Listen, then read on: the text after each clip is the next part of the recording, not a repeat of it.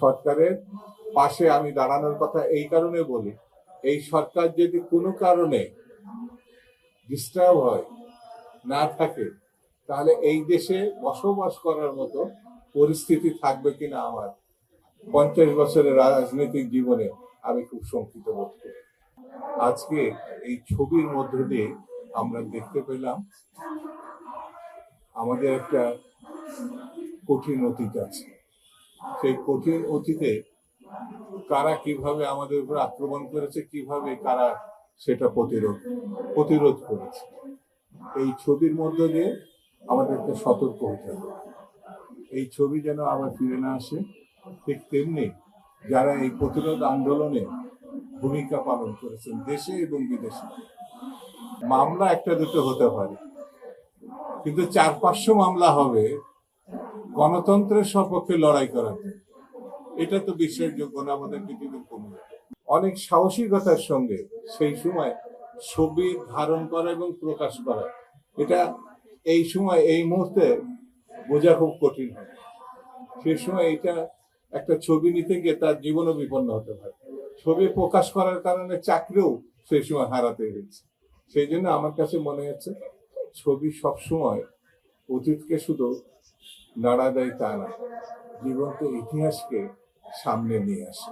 কিন্তু এতটুকু করবো যে সরকারটা এখন এসেছে জনাব তারেক রহমানের নেতৃত্বে, সরকারটা এই ঘটনার পরে, অর্থাৎ যারা শহীদ হয়েছে, নির্যাতিত হয়েছে, নিপীড়িত হয়েছে, নিগৃহীত হয়েছে, যারা কষ্ট স্বীকার করে শুধু জেল খেটেছেন এমন না, সরকারের ব্যবস্থা করেছে, তারপরে যে সরকার সেটা জনাব তারেক রহমানের সরকার, মানুষের ভালোবাসার সরকার, আমি যেটাকে আমাদের স্বপ্নের সরকার বলি।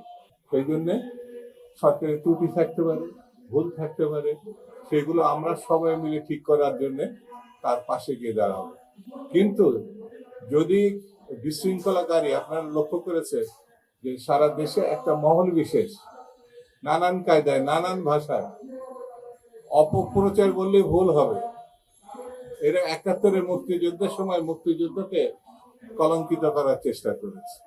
মুক্তিযুদ্ধের পক্ষে তো যায় নাই, স্বাধীনতা যুদ্ধের পক্ষে তো যায় নাই, এরা বরঞ্চ সেই স্বাধীনতা যুদ্ধকে ঠেকানোর চেষ্টা করেছে। এখনো সেই অপশক্তি কিন্তু তৎপর।